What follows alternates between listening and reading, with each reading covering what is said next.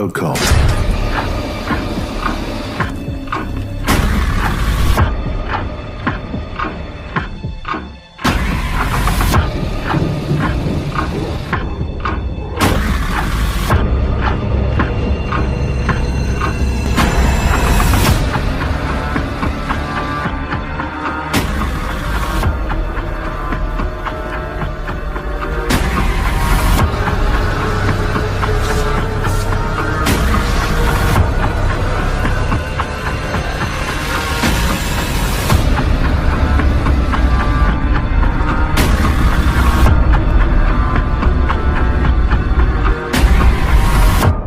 Hey, what's up you guys? Yes, today it is time for another creepy video. And today we're going to be doing something that you guys have wanted me to do for a long time, but honestly, I was just too scared.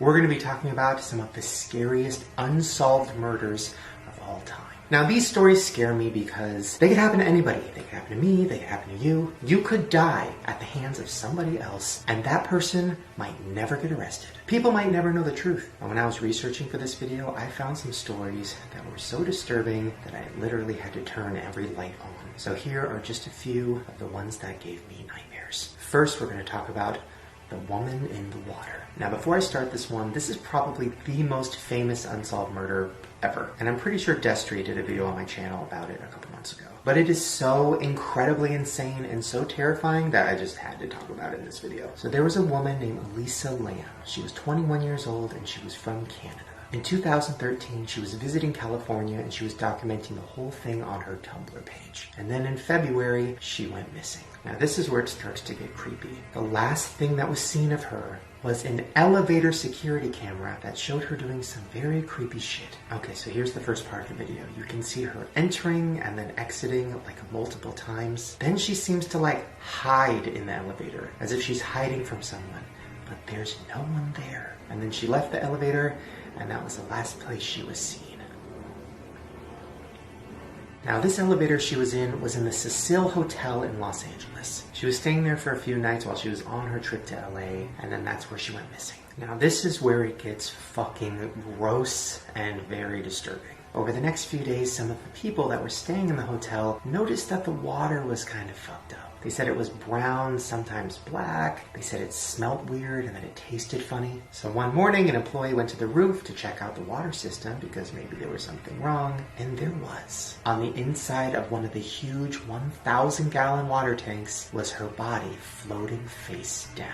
I know. Fucking insane. And her body had been deteriorating in that big water tank for 2 fucking weeks, which means everybody in the hotel had been drinking it and showering with it. Now, of course, the hotel apologized and gave everybody refunds and did whatever they could to not piss people off. But I mean, the damage had already been done. But the scariest part of it is people still don't know what happened or how she died. People don't even know how she got in there. The space to get into the water tank was so small, it was pretty much impossible for her to get in. And after the autopsy report, there was no signs of trauma or anybody beating her up. She was just dead. And now we don't know how it happened. And I definitely want to go to that hotel. I'm gonna write that down.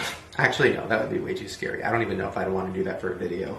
Ugh. Okay, now the next story is extremely graphic and very sad, especially because it involves children. So if you are squeamish to that, I would leave. This is the story of the Girl Scouts who were murdered. So on Monday, June 13th, 1977, there was a bunch of Girl Scouts that were having a camp out. It was nighttime and all the girls were huddled in their tents. In tent number 8, there was 3 girls, Lori, Doris, and Michelle. They were all under the age of 10. Now, their tent was the farthest one away from the camp counselors and kind of in the distance. Well, the next morning, one of the counselors was walking to the showers and she saw a little girl dead in a sleeping bag in the forest. Then she discovered that there were actually 3 girls that were dead, Lori, Doris, and Michelle. The girls' bodies were laid out in the forest 150 yards from their tent. Police said that their bodies looked like they had been raped, bludgeoned, beaten, and strangled. By the tent, they found tape, rope, a gag,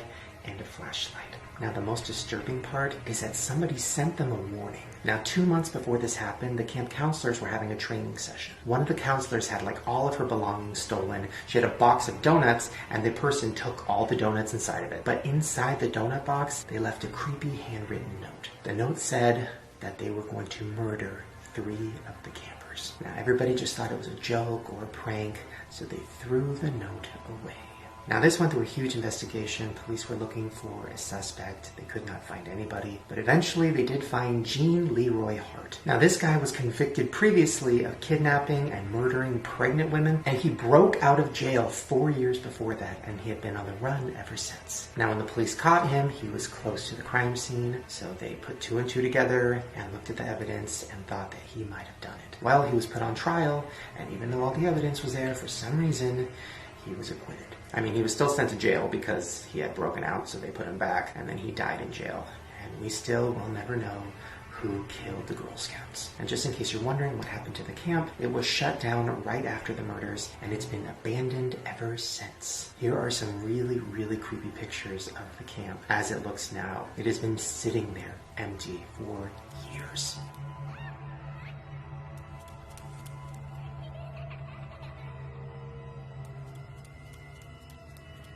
Okay, this next story is just as creepy as the last one, and somehow even more graphic. This is the story of the boy in the box. In February of 1957, a boy's body was found wrapped in a blanket and stuffed in a cardboard box. The boy's hair had been cut off, and there were signs of severe malnourishment to his body. He also had surgical scars on his ankle, his groin, and an L-shaped scar under his chin. Now, this happened in Philadelphia, and the boy's age is unknown. They think he was between 3 and 7. Also unknown is his identity. Nobody knows who this kid is, who his parents are, where he came from, who killed him. Just a boy dead in a box, and nobody knows how it happened.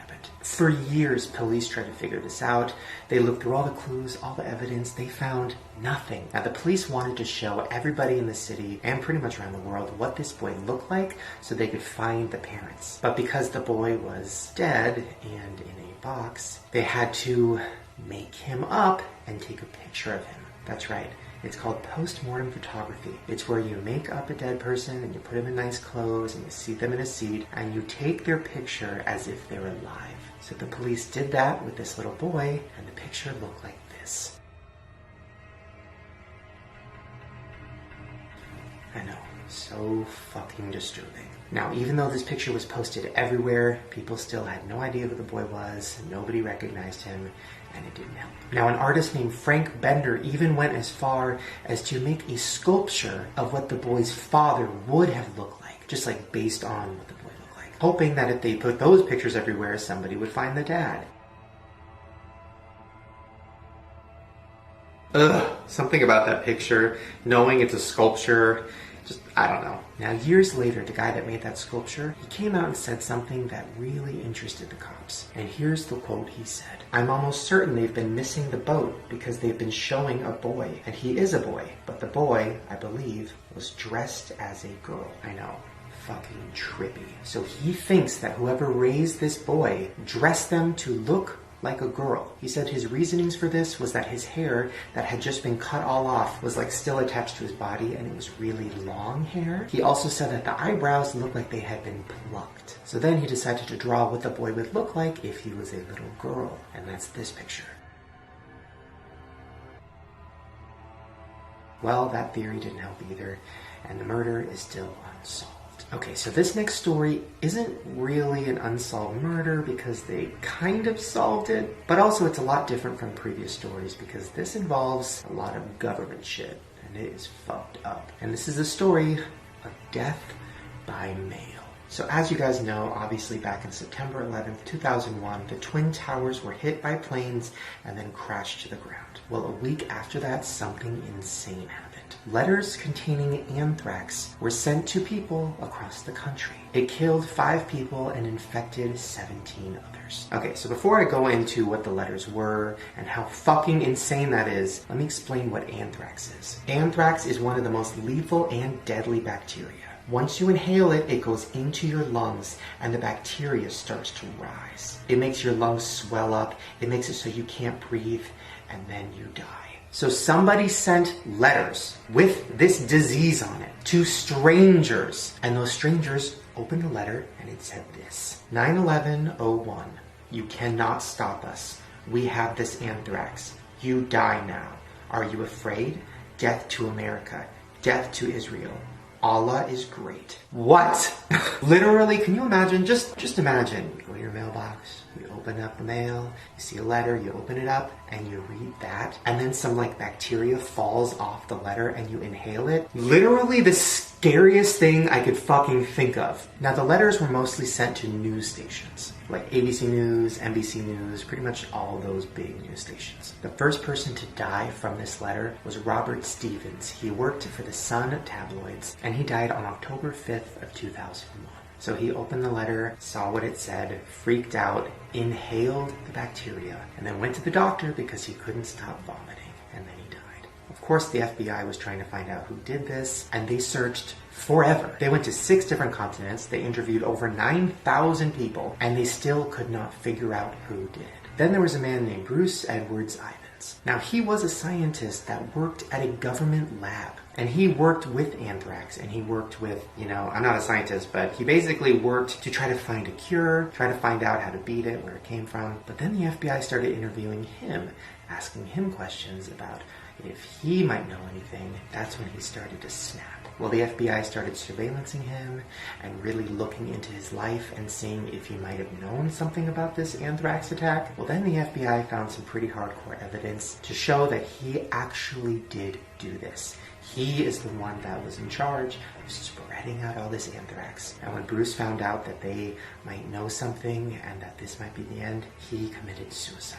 And because he killed himself, the FBI could still not actually convict him of the crime. So technically, it's still an unsolved murder. And by the way, a lot of people don't think he had anything to do with it. A lot of people think the government was just trying to find somebody to blame it on, but we'll never know. Okay, so this next murder is pretty touchy because it involves a transgender woman, and I feel kind of weird talking about it because I don't want to seem like I don't know. I just don't want people to think that I'm somehow trying to get entertainment out of what happened to this woman, because it is fucking awful. But I also feel like it might be important to share this story because it might shed some light and show people that prejudice and hate is still very much around, and that we have a lot of work to do to make this a safe country for everybody. So on the night of July 23rd of 2015, a transgender woman named Casey Haggard was walking the streets of Fresno, California.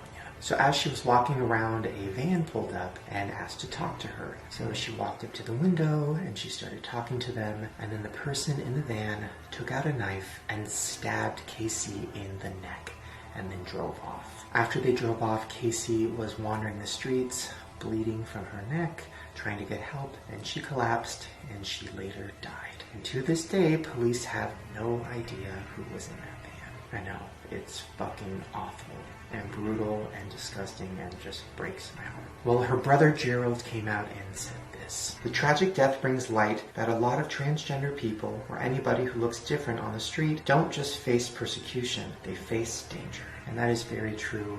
It is not a safe world out there, and you need to be extra careful, especially if you are different or you look different. I'm not going to go into it, but I have had experiences walking out on the streets. People are just fucking awful, and you need to stay safe. And I just cannot believe that the suspects are still out there dragging the streets.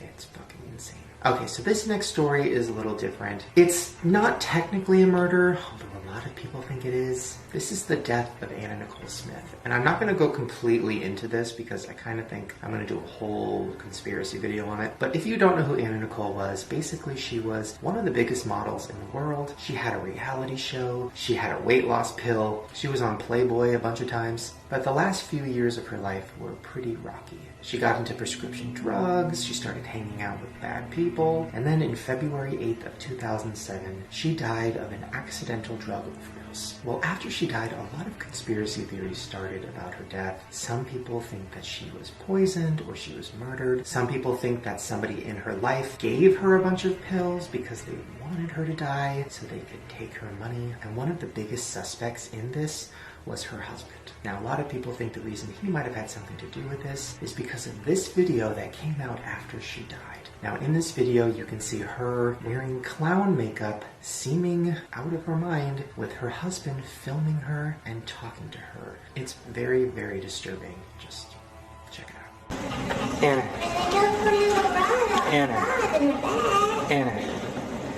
Anna, look at me. Riley thinks you've absolutely lost your mind. Huh? Riley thinks you've lost your mind. I didn't lose my mind. She thinks you have.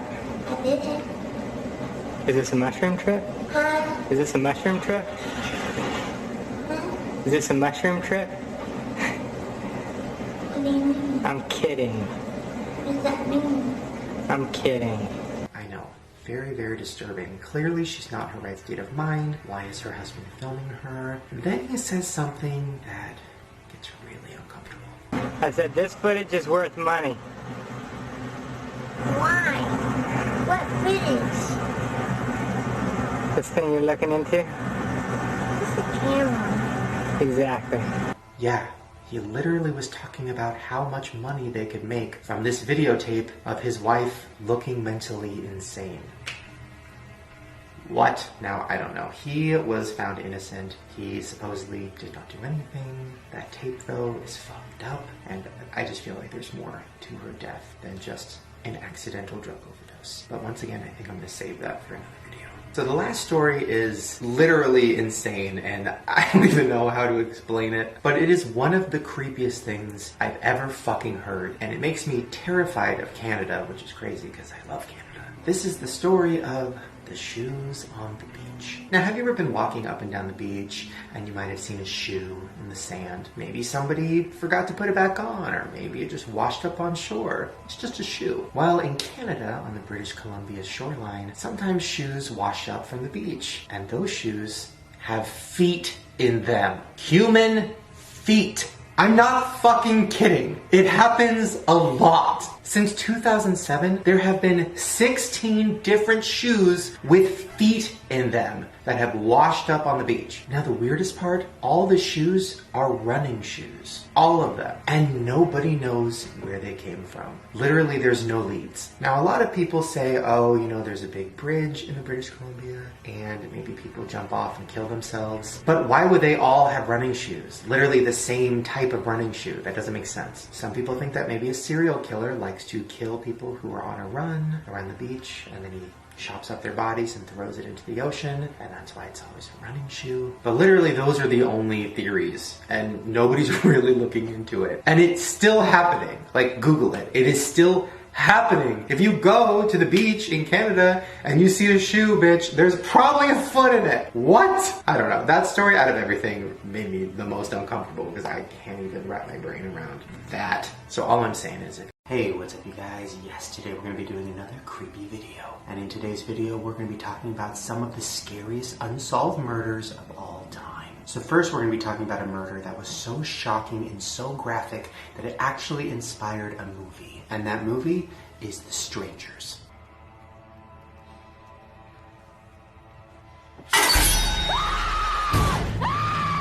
So The Strangers was a movie about a couple who were getting terrorized by 3 killers that were wearing masks. The guy was wearing a bag over his head, the girls were wearing these doll masks, and they were chasing around this couple through their house in the middle of the woods until they eventually tied them up and murdered them. Now when I saw this movie, I was shocked. It was so intense and so graphic and just so insane to even think about that happening, and I did not know it was based on a true story. The Strangers is based on the Keddie murders. So Keddie is an area in the middle of the woods in California that has an extremely low population. I think it's literally like 66 people. And in Keddie there are cabins, and each cabin is kind of far from the next one. So if something bad happens, you're kind of in the middle of nowhere. Well, one night on April 11th, 1981, something really bad did happen. And it happened in cabin 28.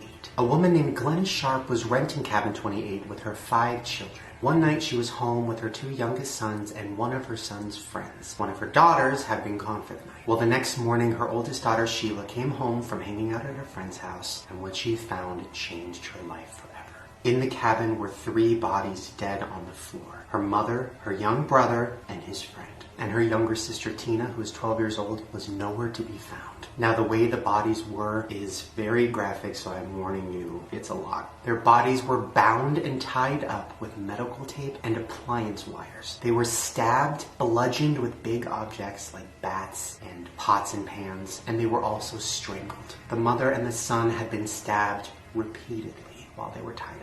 Now, there was blood. There was blood on the car, on Sue's car. There was blood on the back stairs. There was blood on the back door. There was a lot of weapons found at the crime scene, including a table knife, a butcher's knife, and a bloody hammer. And to this day, the murderers were never found. Nobody knows who did it. Now, there were a few suspects. There was a man named Bo Boded, who was a supposed hitman, and there was a man named Marty Smart. Now, even though there was a lot of evidence to show that these 2 guys might have done it, they were not put in jail. Now, you're probably wondering what happened to the little sister, Tina, who was missing. 4 years later, she was found. 29 miles away from the cabin, 3 years after the murder, Tina's skull was found in the woods. So years later in 2004, Cabin 28 was demolished along with a few other condemned buildings. But before it was torn down, a lot of people went to the cabin and filmed their experiences. They said they felt ghosts there, they felt presence. Also, a lot of psychics went there and said that they could talk to the victims and that they knew who the murderers were. Just check out this video of a psychic at Cabin 28. They knew them, they really want you to know they knew them. He sat across the street from my house going like this to me. Oh my. You're next. She's so angry, she's so angry. Until you find them, until she wants them murdered, she wants to torture them. Now, the oldest daughter, Sheila, is grown up now, and she has been talking about her childhood and what happened to her. Just last year, she did an interview talking about what it was like to walk into her house and see her family murdered, and how it's fucked her up, and it is sad. I think one of the main things I have a hard time with is getting close to people, for fear that something's going to happen. And I know I always look around. I'm more cautious of my surroundings. Okay, now this next murder literally sounds like a movie, and it's not. It's real life. This is the 1932 Atlas vampire murder. Back in 1932, there was a 32-year-old prostitute named Lily Lindstrom. She would take her clients back to her apartment building and have sex with them, which was very common in the place she lived. There was a lot of other prostitutes doing the same thing in the building. Well, one night, Lily went missing. Her downstairs neighbor, Minnie Jensen, is the one who noticed this because she was a prostitute too, and she went downstairs to borrow some condoms and realized that Lily was gone. Well, she alerted the police, and they went to Lily's apartment, and what they found was gruesome. Lily's body was face down on her bed. She was completely naked, and she had been dead for 2 to 3 days. The police believe that she had just had sex before she died because there was a used condom found in her anus. They said the cause of death was that somebody hit her over the head multiple times and killed her. And this is where it gets really fucked up. They said that her blood had been drained from her body and there was a teeth mark on her neck. Now, the police questioned all of Lily's clients and none of them had any information, and they were all let go. To this day, nobody knows who killed her. And also, there's a fucking vampire out there. That really happened. Fuck. Okay, now this next story is a lot, so stay with me. But this involves a satanic cult and the murder of 2 teenagers. Okay, so first let's talk about the victims. Sally McNally and Shane Stewart. Now, Sally and Shane were teenagers who were in love. So in love that Shane ignored some weird things that were going on with Sally. Now, Sally had some very interesting friends, and she introduced her boyfriend to them. Now, just to put in perspective how interesting these friends were, this is something that happened to Sally at a party that her friend talked about. Her friend Helen said that she was invited to one of Sally's parties. She said that Sally went into a trance. She said it was really scary and that it felt like a ritual. Well, Sally brought Shane into her friend group, and then things got fucked up. Well, the group of friends were into some really messed up shit. There was drugs, there was group sex, there was also guns and weapons. Things that were going on in this friend group were starting to look a lot like a satanic cult. Well, in March of 1988, Shane and Sally wanted to get away from this group of friends. They were given a gun by one of the people in their group, and the person said that the gun had been used in a robbery and a murder. Well, Sally called the police and turned in the gun, and then they both left the group. 4 months later, they both were reported missing. Now, in June, a month before they were missing, Sally had called her friend Helen, the one who went to the party with her, and was like freaked out. She told Helen that she thought somebody was trying to kill her for leaving the group. Well, Helen told her, hey, I'm sure everything's going to be okay. Maybe you're over-exaggerating. Like, you just need to calm down. And then a month later, she was missing. Well, 4 months later, on November 11th of 1988, Sally's body was found. And then 3 days later, Shane's body was found. Both of them had been shot in the head. Now, to this day, nobody knows who did it. But the police think that it was the group of friends. They think that the cult did it. But they think that witnesses that might have been in the group are too scared to come forward and admit it. So, we'll never know. Now, this next thing isn't really an unsolved murder, but it kind of falls in the category because it's very mysterious and very scary. And this involves the Malaysia Airline Flight 17.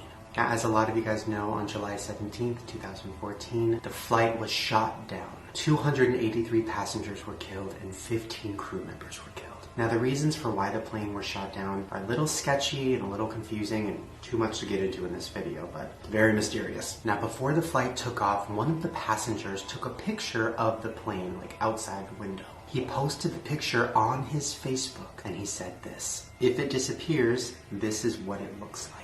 And then the plane took off and then it was shot down and he died. I don't know, for some reason that one really gives me the chills. I mean, just the fact that he like made a joke, but it turned out to be real, very scary. Okay, so this next murder really freaks me out because, number one, I'm terrified of ships and boats anyways, and this just makes that worse. This is the murder and disappearance of Amy Bradley. So Amy Bradley was on a Caribbean cruise with her family. She left her room at 5:30 a.m. to go smoke, and then she disappeared. Now, when she went missing, the ship handled it very strangely. Number one, even though the parents reported her missing early in the morning, nobody on the ship did anything until after 8 a.m. They also didn't send out a big announcement over the PA system because they didn't want to wake anybody up. Now, before she disappeared, Amy had told her parents that the crew on the ship was being really creepy with her. She said they were giving her creepy looks. They were asking her if she wanted to come ashore with them and hang out alone. One witness claimed that Amy was hanging out with one of the bass players on the ship and that he and her went off alone together on shore, but only the bass player came back. And this is where it gets fucking creepy. Amy's brother, who was on the ship too, talked to the bass player. The bass player went up to her brother and said, "I'm so sorry for what happened to your sister and the fact that she disappeared. I hope they find her." The only thing is, nobody knew she had disappeared yet. Nobody on the ship knew. Her family didn't know. Her brother didn't know. So how the fuck did he know? Well, the night before, when Amy was hanging out with the bass player and they were all like, having dinner and hanging out with the crew, they were taking pictures. And the pictures were posted on a board in like the common area. Well, the next morning, when Amy went missing, the mom went to grab the pictures to see who Amy was hanging out with that night, and all the pictures had been taken down. Now, this is where it gets really sad. Since her disappearance, people on the Caribbean islands have said that they've seen Amy walking around the island. They even describe her with very specific tattoos that nobody would know about. So that makes the police think that she was sold into sex slavery. Now, this leads to the theory that the cruise ship was actually a cover-up, and that there were people on the ship and on the crew pointing out girls for people to come, grab, take, and sell into sex slavery. And since 1995, hundreds of women have gone missing on cruise ships. That one is heartbreaking and I can't even explain the feelings I'm having. But it also just proves that this is very, very real. This shit happens. Please be alert. And if you notice anything strange, please report it to police and keep your distance. Okay, so this last murder is probably the most eerie. This is the murder and the Twitter account of Bill Cummins. On January 7th of 1980, Bill Cummins was 14 years old. Bill was walking home from a party and then he went missing. Around 9 p.m., only a few blocks from his house, his dead body was found in the snow, strangled by his own winter scarf. And to this day, the killer has never been found. Now, his younger sister's name was Kathleen, and she was 8 years old when her brother died. Well, Kathleen has grown up, and now she has a Twitter account that has Bill Cummins as the name, and she tweets for him. Now, the reason she's tweeting is because she wants to bring light to this case and make sure that people know that the killer has still not been found. But the tweets are still very eerie. Here's just some of the things that Bill tweets. "They tried to silence me 34 years ago, but I'm louder than ever. You killed me and got away with murder for 34 years. I know you're reading this. It's time. Confess. I forgive you. I forgive you. Bill. You strangled me to death. It hurt and I was scared until my eyes opened in heaven. 34 years ago today, I was murdered. I was 14 and had my entire life to live. My family is still looking for my killer. My last meal was half a bowl of ice cream. I put it in the freezer so I could go get my sister. That bowl stayed in our freezer for 3 years. I don't know, there's something so like chilling about it. I mean, I know it's his sister and I know she's just trying to bring awareness, but I don't know, like reading those tweets and hearing it in the voice of a young boy who was murdered by somebody that has never been found, that